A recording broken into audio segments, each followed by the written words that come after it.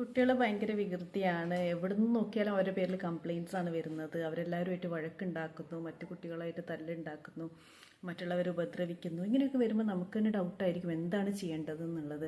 ഇനി ഇവർക്ക് എന്താണ് ഇവരുടെ പ്രശ്നം എന്നുള്ളത്. ഇവർക്ക് വല്ല ADHD മറ്റോ ആണോ, ഇനി അതല്ല കണ്ടക്ട് ഡിസോർഡർ, അതായത് സ്വഭാവ വൈകല്യമോ മറ്റോ ആണോ എന്നുള്ളത്. അപ്പോൾ നമുക്ക് ആദ്യം എന്താണെന്ന് നോക്കാം. എന്താണ് ADHD, എന്താണ് കണ്ടക്ട് ഡിസോർഡർ? ADHD എന്ന് പറയുമ്പം attention deficit hyper activity disorder. അതൊരു ന്യൂറോ ഡെവലപ്മെൻറ്റൽ കണ്ടീഷനാണ്. ADHD-യുള്ള കുട്ടികൾക്ക് ഫോക്കസ് ചെയ്യാൻ ബുദ്ധിമുട്ടായിരിക്കും, ഇമ്പൾസസ് കൺട്രോൾ ചെയ്യാൻ പറ്റില്ല, അതുപോലെ തന്നെ ഇമോഷൻസ് റെഗുലേറ്റ് ചെയ്യാൻ അവർക്ക് ബുദ്ധിമുട്ടായിരിക്കും. അതായത് അവർ എന്തെങ്കിലും ഒരു കാര്യം നടക്കുന്നതിൻ്റെ ഇടയിൽ കയറി ഇടപെടും, പിന്നെ ആലോചിക്കാതെ ഓരോ കാര്യങ്ങൾ പ്രവർത്തിക്കും. റൂൾസ് ഒബേ ചെയ്യാൻ, കൃത്യമായിട്ട് ഒബേ ചെയ്യാൻ അവർക്ക് ബുദ്ധിമുട്ടായിരിക്കും.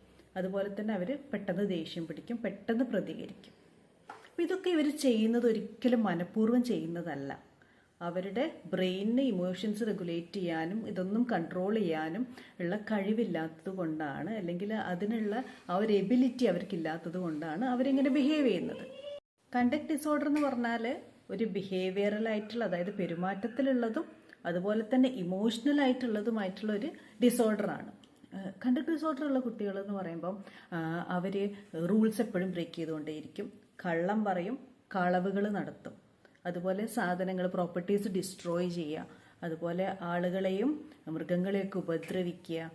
പിന്നെ ഈ ചെയ്യുന്ന കാര്യങ്ങളൊക്കെ റിപ്പീറ്റഡ് ആയിട്ട് വീണ്ടും വീണ്ടും ചെയ്യുകയും ചെയ്യും. ഇതിനെപ്പറ്റി ഒരിക്കലും അവർക്ക് ഗിൽറ്റ് ഉണ്ടാവുകയുമില്ല. അതുകൊണ്ടാണ് നമുക്കിത് സിമിലർ ആയിട്ട് തോന്നാനുള്ള കാരണം എന്താണെന്ന് വെച്ച് കഴിഞ്ഞാൽ, രണ്ട് വിഭാഗത്തിൽപ്പെട്ട കുട്ടികളും റൂൾസ് ബ്രേക്ക് ചെയ്യും, അതുപോലെ ദേഷ്യം പെട്ടെന്ന് വരും, പിന്നെ എല്ലായിടത്തും ഇവർ പ്രശ്നങ്ങൾ ഉണ്ടാക്കും. അതുപോലെ ഇപ്പം അതോറിറ്റീനെ ചോദ്യം ചെയ്യും. അതായത് ഇപ്പോൾ ടീച്ചേഴ്സ് ആണെങ്കിലും, ഇപ്പോൾ നമ്മളിപ്പോൾ സ്കൂൾ എന്ന് പറയുമ്പോൾ അവിടെ ടീച്ചേഴ്സാണ് അവിടെ അതോറിറ്റി. അപ്പോൾ അവരെ ഇവർ മൈൻഡ് ചെയ്യില്ല, ഇവരുടേതായിട്ട് രീതിയിൽ കാര്യങ്ങൾ മാനേജ് ചെയ്ത് കൊണ്ടുപോകും. പക്ഷേ ഇതിൽ രണ്ടിലും തമ്മിൽ പ്രധാനമായിട്ടൊരു വ്യത്യാസമുണ്ട്. ആ വ്യത്യാസം എന്ന് പറയുന്നത് അവരുടെ ഉദ്ദേശമാണ്.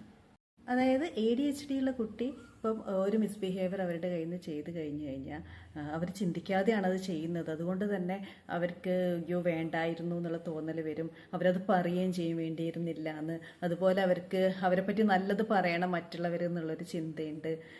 അവർക്ക് ഇംപ്രൂവ് ചെയ്യണം എന്നുള്ള ആ ഒരു തീരുമാനം അവരുടെ ഉള്ളിൽ എപ്പോഴും ഉണ്ടാകും. പക്ഷെ അവർക്കതിന് കഴിയാത്തതാണ്. അവർക്ക് നമ്മൾ പ്രോപ്പറായിട്ട് ട്രെയിനിങ്ങും ഇമോഷണൽ റെഗുലേഷൻ അതുപോലെ തന്നെ ഒരു സ്ട്രക്ചറൊക്കെ ഉണ്ടാക്കി കഴിഞ്ഞാൽ അവർക്കൊരു ഇമ്പ്രൂവ്മെൻ്റ് ഉണ്ടാവും. കണ്ടക്ട് ഡിസോർഡറുള്ള കുട്ടീനെ സംബന്ധിച്ച് അവർക്കറിയാം റൂൾ ഇതാണെന്ന്, അവരത് മനഃപൂർവ്വം ബ്രേക്ക് ചെയ്യുന്നതാണ്. അതുപോലെ തന്നെ അവർക്കതിനെപ്പറ്റി ഒരു ഗിൽറ്റും ഉണ്ടായിരിക്കുകയില്ല. ഇനി അവസരം കിട്ടിയാൽ അവർ വീണ്ടും ഇതേ തെറ്റ് അവർ റിപ്പീറ്റ് ചെയ്യുകയും ചെയ്യും. അല്ലെങ്കിൽ അവർ മറ്റുള്ള ആരുടെയെങ്കിലും മേലെ ഇതിൻ്റെ ബ്ലെയിം എടുത്ത് വെക്കാനോ അല്ലെങ്കിൽ സിറ്റുവേഷനെ മാനിപ്പുലേറ്റ് ചെയ്യാനോ ഒക്കെയുള്ള കഴിവ് അവർക്കുണ്ടാവും. അവർ ആ രീതിയിലാണത് ചെയ്യുക.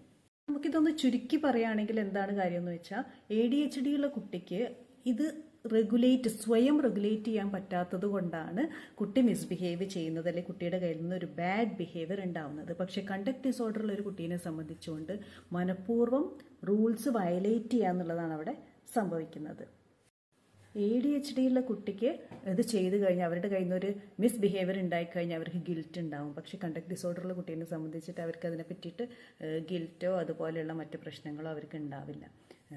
ADHD-യുള്ള കുട്ടീനെ നമുക്ക് ട്രെയിനിങ്ങിലൂടെയും പ്രോപ്പറായിട്ട് അവരെ ഗൈഡൻസ് കൊടുത്ത് ഒരു സ്ട്രക്ചർ ഉണ്ടാക്കി അവരതിൽ നിന്നും ഈ ഒരു മിസ്ബിഹേവിയറിൽ അവർക്ക് കുറഞ്ഞു വരാനുള്ള സാധ്യതയാണുള്ളത്. പക്ഷേ കണ്ടക്ട് ഡിസോർഡർ ഉള്ള കുട്ടിയാണെങ്കിൽ അവർ കറക്ഷനെ റെസിസ്റ്റ് ചെയ്യും. അവർ എനിക്ക് കറക്റ്റ് ചെയ്യേണ്ട ആവശ്യമില്ല എന്ന രീതിയിൽ, അല്ലെങ്കിൽ നമ്മളെ മാനിപ്പുലേറ്റ് ചെയ്യുക, ഗ്യാസ് ലൈറ്റ് ചെയ്തിട്ട് അവർ ആ സിറ്റുവേഷനിൽ നിന്ന് രക്ഷപ്പെടാനുള്ള രീതിയാണ് നോക്കുക. ഇനി വേറൊരു ലാസ്റ്റ് ഒരു കാര്യം കൂടി, രണ്ടും ഒരുമിച്ച് ഉണ്ടാവും എന്നുള്ളതാണ് അടുത്തൊരു ചോദ്യം. അതായത് ADHD-യുള്ള കുട്ടിക്ക് കണ്ടക്ട് ഡിസോർഡർ ഉണ്ടാവുന്നു, ADHD-യുള്ള കുട്ടിക്ക് കണ്ടക്ട് ഡിസോർഡർ ഉണ്ടാവാനുള്ള സാധ്യതയുണ്ട്.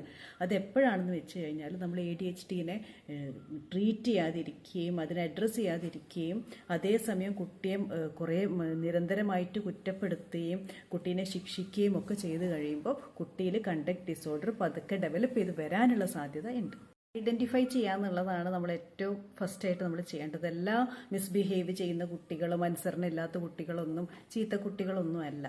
അവർക്ക് ഒരുപക്ഷെ അവരുടെ കണ്ടീഷൻ കൊണ്ടായിരിക്കും. കുട്ടികൾക്ക് വേണ്ടത് സപ്പോർട്ടാണ് നമ്മുടെ. ചില കുട്ടികൾക്ക് വേണ്ടത് നമ്മൾ ബൗണ്ടറീസ് വെച്ച് അവർക്ക് പ്രോപ്പർ തെറാപ്പി കൊടുക്കുകയാണ് വേണ്ടത്. അപ്പം എന്താണെന്ന് നമ്മൾ ഐഡൻറ്റിഫൈ ചെയ്യുക, കുട്ടികളെ ചേർത്ത് നിർത്തുക, അവരെ അവരുടെ പ്രശ്നങ്ങളിൽ നിന്നും രക്ഷപ്പെടാൻ വേണ്ടി സഹായിക്കുക. അതാണ് ആസ് എ പാരൻറ്റ് നമ്മൾ ചെയ്യേണ്ടത്.